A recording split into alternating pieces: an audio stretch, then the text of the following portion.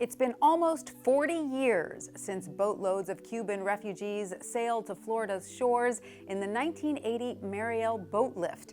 This massive immigrant influx of about 125,000 people expanded Miami's workforce by 7 or 8%.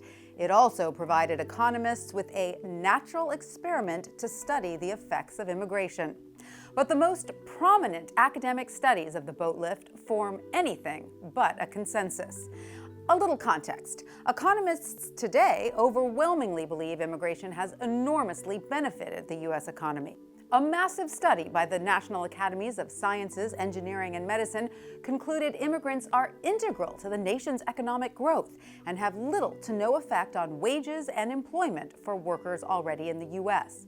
But the report, which came out last year, noted there are some groups of workers for whom the impact is perhaps not so rosy, including U.S.-born, low-skilled high school dropouts.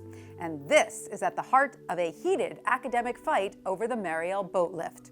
Harvard University's George Borjas, a specialist in immigration economics, argues the arrival of the Marielitos led to a steep decline in wages among low-skilled workers in Miami. In 2015, Dr. Borjas decided to revisit the issue of the Mariel Boatlift that had been explored 25 years earlier in a major paper, and this time focus on the workers he says were most vulnerable to competition from the newly arrived Cuban immigrants in Miami, high school dropouts.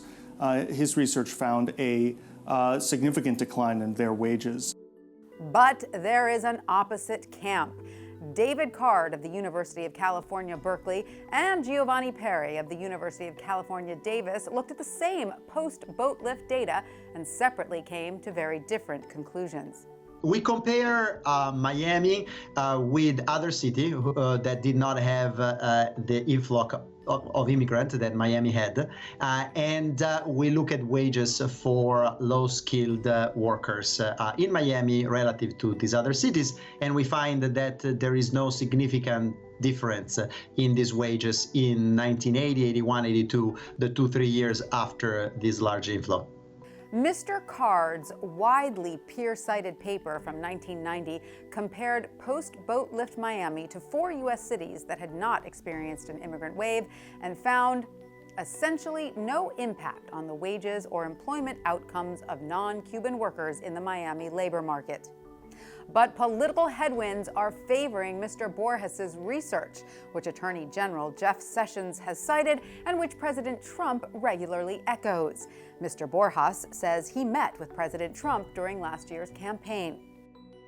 The focus for many years in Washington and in academia has been on sort of the upsides, the benefits of globalization, of free trade, of immigration. And now there's increasing focus on sort of the downsides of those things. There's been new research on free trade and its effects on factory towns. And there's Dr. Borjas' research on the downsides of immigration. And now you have a president who campaigned on skepticism about free trade and immigration. But the academic debate continues to rage, with a number of top economists saying they find the Card-Perry research on the labor effects of Mariel more compelling than Mr. Borjas'. Interestingly, all 3 main academics involved in this scholarly spat are immigrants themselves, as are more than 43 million of today's Americans.